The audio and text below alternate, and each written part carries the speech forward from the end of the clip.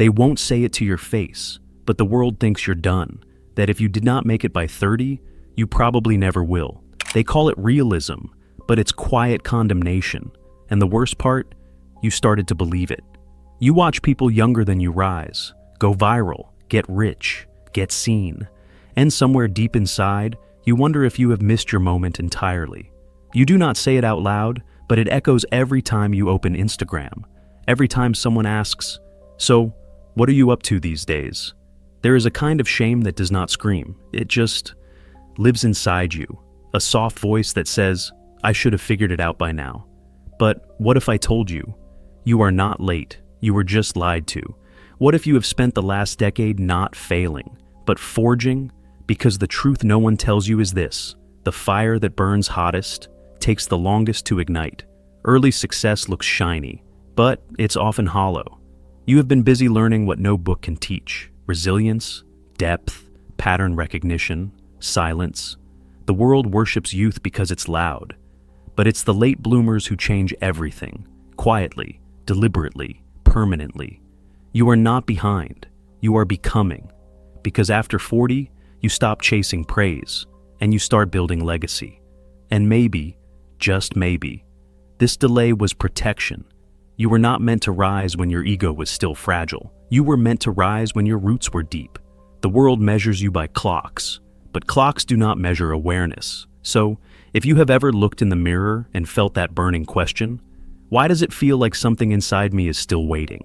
This video is your answer, because now it's time, not to catch up, but to arrive. There is a lie so common, so quietly reinforced, that most people never notice when they have accepted it. It does not shout, it whispers, and it sounds like this: you should have figured it out by now.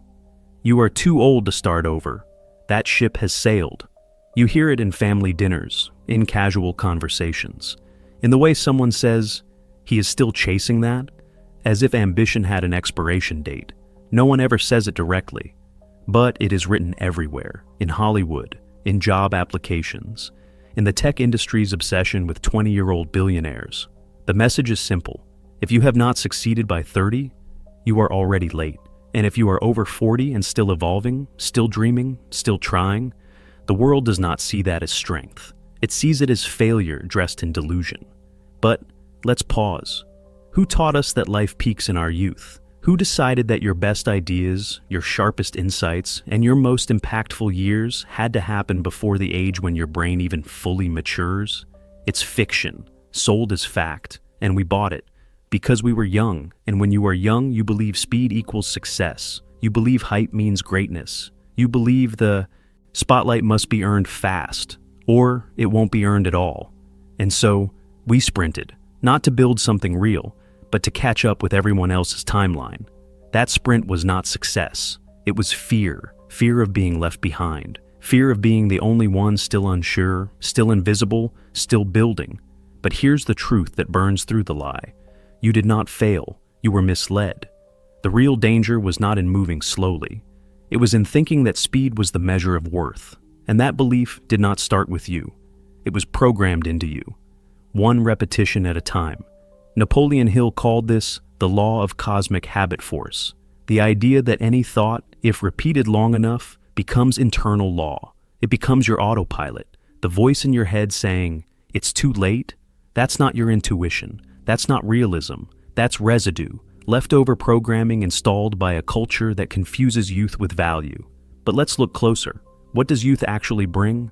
Energy, yes. Confidence, maybe. But also inexperience, fragile identity, external dependence. The truth is, most early success is built on shaky ground, a fragile self-worth tied to praise, a hustle that's more performance than purpose. The people who win fast often flame out faster because they built for applause, not for meaning. And yet, here you are.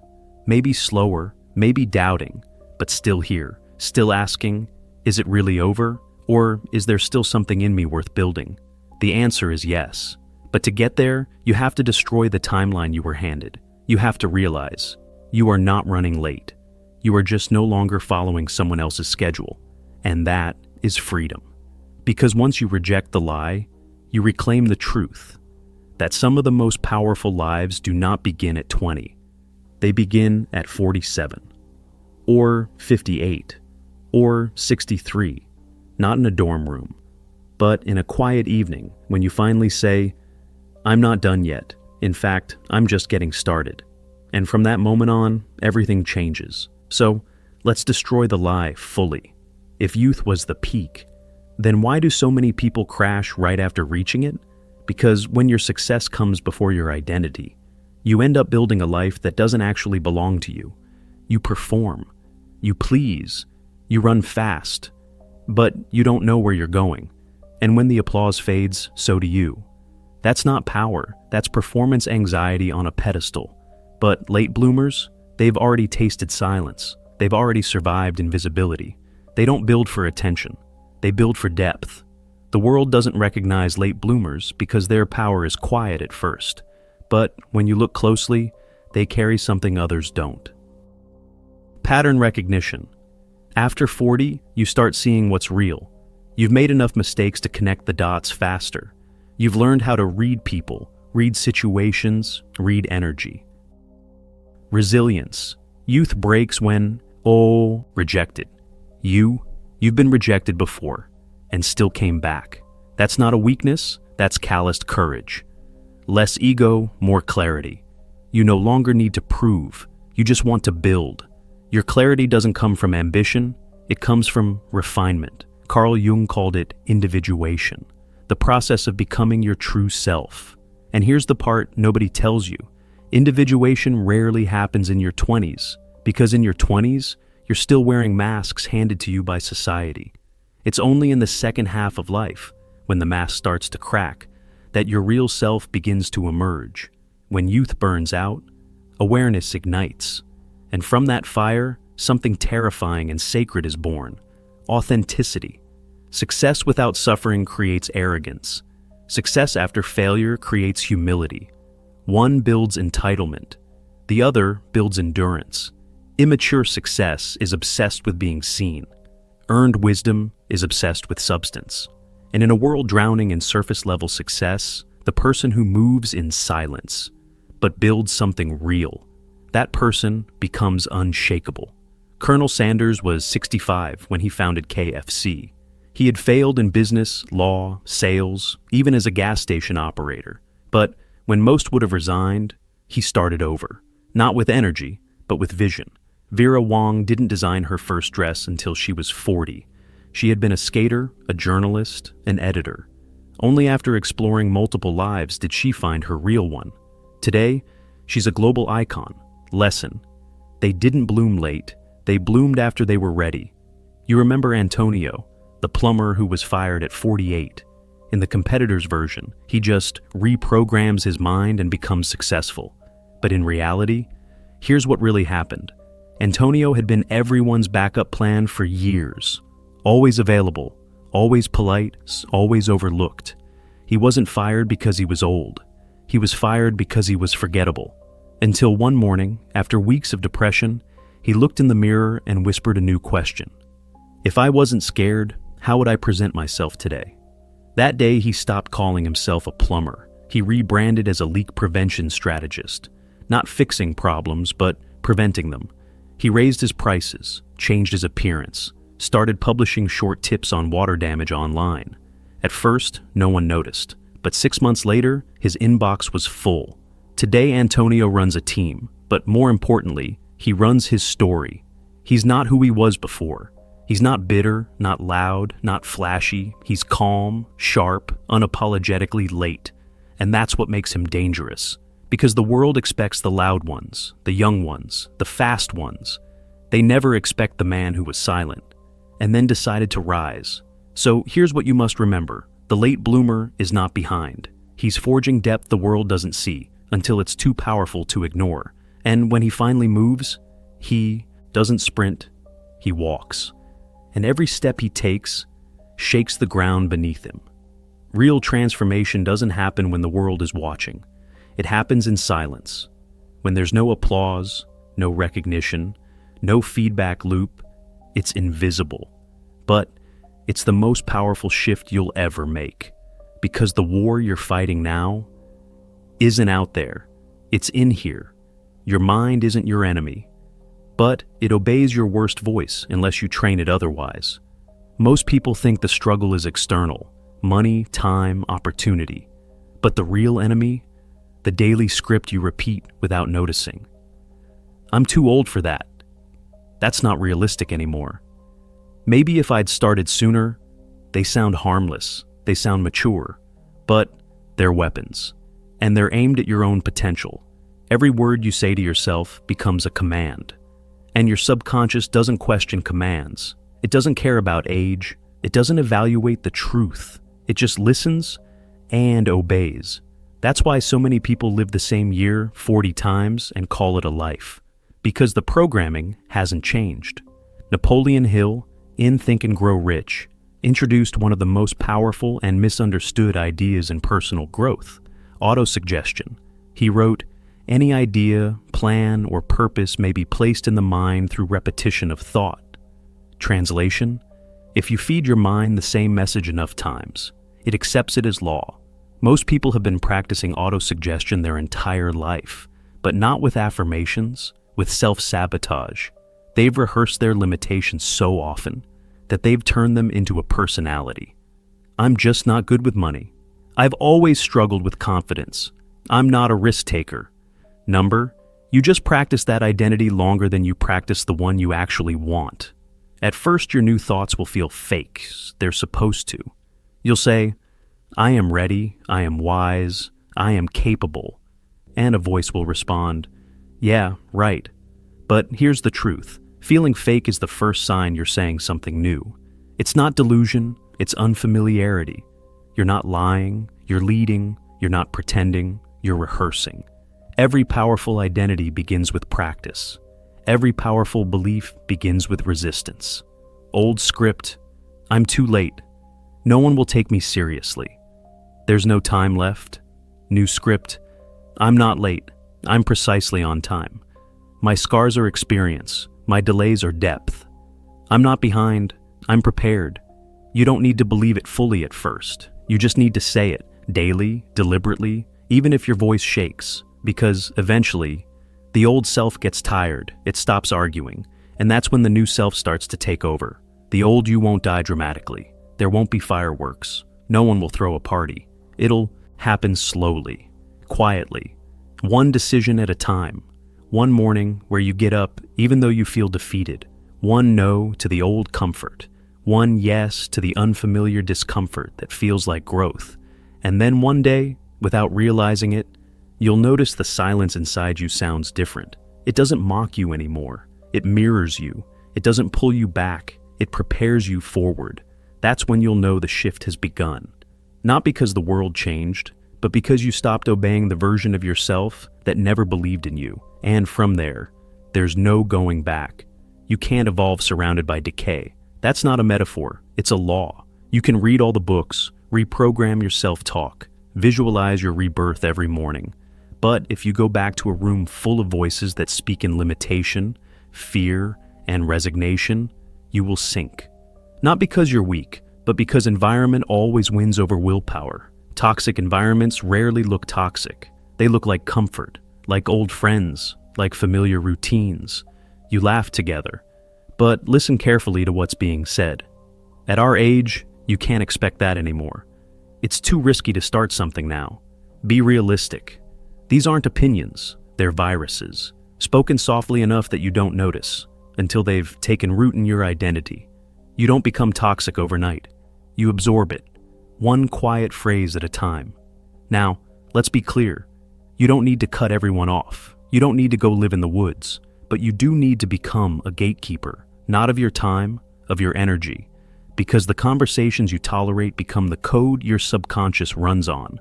You think you're being polite by sitting through another rant about how life is over after 40. You're not being polite, you're being programmed. And there's a difference between setting emotional boundaries and suppressing your emotions. Boundaries say, "I still care about you, but I can't afford your influence right now." Suppression says nothing. It just sits in silence, absorbing the poison with a smile. You're not meant to carry other people's decay, especially when you're finally beginning to clean your own. Napoleon Hill didn't sugarcoat it. You become the average of the 5 people you spend the most time with, not just financially, mentally, energetically, spiritually. If you surround yourself with people who speak limitation, you will think in limitation. If your closest relationships are built on regret and nostalgia, your mindset will be built on decay. Your subconscious is listening, not just to you, but to everyone around you. And every repetition you hear is a seed. If you're not careful, you'll wake up one day in a garden of beliefs you never chose, but inherited. Imagine a single drop of water, harmless, software, unthreatening. Now imagine that drop falling on the same spot of stone, every day, every hour, for years. What happens? It carves it, not with violence, but with repetition. That's what your environment is doing to you. Not all at once, not with drama, but slowly, drop by drop. It's shaping your identity. You think you're thinking for yourself, but really, you're echoing everything you've tolerated.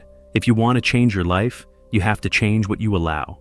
That means distancing from people you love, but who quietly sabotage you, saying no to conversations that reinforce failure, walking away from nostalgia, heavy groups that glorify who you used to be, ending calls that always end in, "You should be grateful for what you have." You're not ungrateful, you're becoming, and becoming requires purification. It's not cruel, it's survival. You don't need to justify your growth, you just need to protect it. Because this time, you're not rebuilding to be accepted, you're rebuilding to become unrecognizable. It doesn't feel like an enemy, not at first. It feels soft, warm, familiar. Nostalgia wears the mask of comfort, but underneath, it hides a brutal truth. It keeps you tied to a version of yourself that no longer exists. And even worse, that version was never fully real. You look at old photos, you replay old songs, you tell stories that begin with, "back when I..." But here's what no one says out loud. You don't miss the past. You miss a version of yourself who still believed, who still had the courage to try without shame, who didn't know what failure felt like, who got up fast without the weight of, "I should have known better." But was that version of you actually better, or just more naive? Was that time really golden, or are you just too frustrated now to admit that the present still holds potential? There's a version of yourself you imagined, the one who succeeded by 28, who had it all figured out, who didn't lose momentum or direction, and now, in your 40s or 50s, you look back and think, "I was supposed to be farther by now." But here's the truth.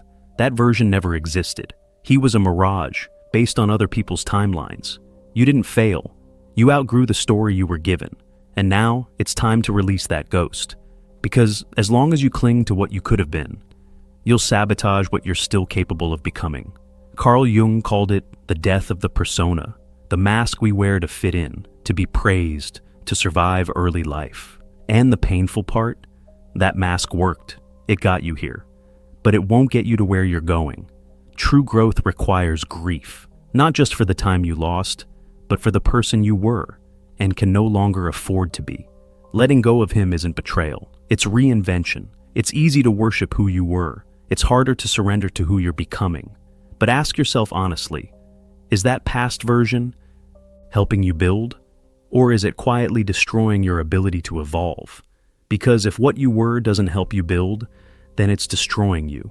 And sometimes the bravest thing you can say is, "Thank you for getting me this far, but I'm not that person anymore." Then close the photo album, stop playing the old playlist, and walk forward, even if you don't yet know who you're walking into. Because the future doesn't belong to who you were. It belongs to the one who's willing to rise without reference. There's a moment in every real transformation that almost no one talks about. It's not dramatic. It's not inspiring. It doesn't look good on camera, but it's where everything changes. It's the moment when you've let go of who you used to be, but haven't yet become who you're meant to be. It's the void, the identity limbo, the season of invisibility. No titles, no certainty, no applause. You're no longer fueled by old dreams. But the new ones aren't clear yet. You're no longer accepted by the old crowd. But you haven't found your people yet either. This is the part where most give up, not because they're weak, but because they think being undefined means being lost. But that's not true. You're not lost. You're being rewritten. And rewriting takes silence, stillness, unrecognizability. Think of a seed buried underground. No light, no fanfare, no validation. But beneath the surface, everything is changing. Roots are forming, structure is taking shape. A new identity is being built where no one can see it. That's what this season is, a quiet rebellion, a sacred reconstruction. It's not glamorous, but it's powerful. Because when you do finally re-emerge, you don't come back improved, you come back transformed. But here's where it gets dangerous. Even in this silence, you'll be tempted to look sideways, to scroll, to watch, to compare your uncertainty to someone else's highlight reel. You'll see the young ones rising fast, the old friends who figured it out, the people who seem certain, clear, and miles ahead. And you'll start to wonder, what's wrong with me? Why is it taking me so long? But remember this, they're not ahead, they're just loud. And loud doesn't mean deep, loud doesn't mean wise, loud doesn't mean lasting. If you study history, you'll see a pattern. The ones who changed everything disappeared first. They went silent. They were forgotten. They were mocked. They were misunderstood.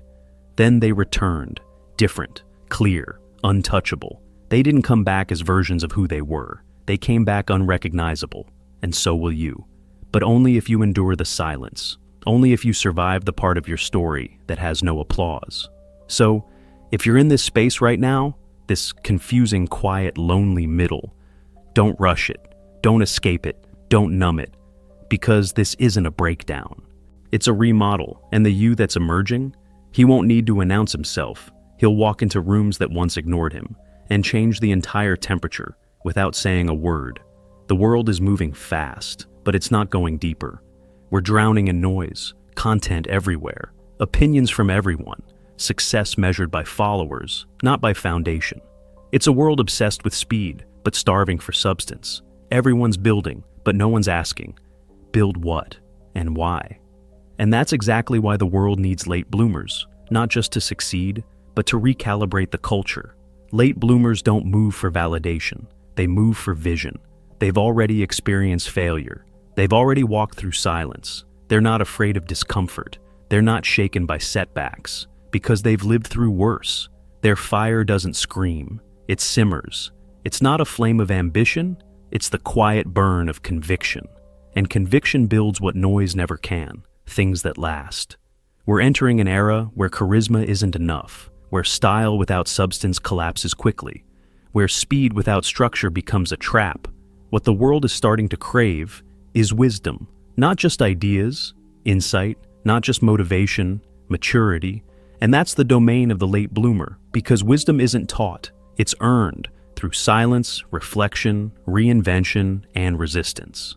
Late bloomers are not competing anymore, they're guiding. They don't raise their voice to be heard. They lower the volume in the room, because when they speak, people listen. The truth is, early success is often about proving yourself. Late blooming is about offering yourself. That shift only happens when ego no longer runs the show. And that's where real legacy begins. Because late bloomers don't care if they're trending. They care if they're timeless. They don't want to be viral. They want to be remembered. And that's what makes them dangerous. Because they're not seeking praise. They're answering a calling. So, here's what you need to know. You're not late. You're refined. You're not old. You're initiated. The fire that took longer to light burns hotter, burns wiser, burns longer. And the world, this chaotic, overstimulated, distracted world, needs that fire more than ever. Not to make noise, but to build what's next. And you're not here to catch up. You're here to redefine the standard. It won't happen in front of an audience. There will be no spotlight, no applause, no one clapping when you finally start to change. That's how you know it's real. Because rebirth doesn't begin when people notice. It begins the moment you decide, not decide to try, or to dabble, or to wish, but to rebuild, brick by brick, belief by belief, day by day, in silence. And yes, it will be lonely. Not because you're forgotten, but because no one recognizes who you're becoming yet. That's how real transformation works. First, it feels like disappearance. Then, emergence. You'll get no trophies for healing, no viral moment for doing the inner work. But that's the price of becoming something deeper. Not decorated, but defined. Because here's what you must understand. Time is not your enemy. Comfort is. Comfort keeps you looping. Comfort keeps you apologizing. Comfort keeps you chasing a life built by other people's rules. But coherence? That's different. Coherence is when the inside finally matches the outside. When you stop faking strength because you've forged it. When you no longer talk about who you're going to be because you're already walking it. So if you're quiet right now, if you're off the radar, if no one sees the work you're doing, good. Stay there. Let the silence be your strategy. Let the doubts build pressure. Let the inner work reshape you. Because when you return, come back so transformed that not even you recognize who you were before. Your story doesn't end in obscurity. It begins there. That's the secret they don't tell you. But now, you know. And that means your return won't be noticed. It'll be unavoidable.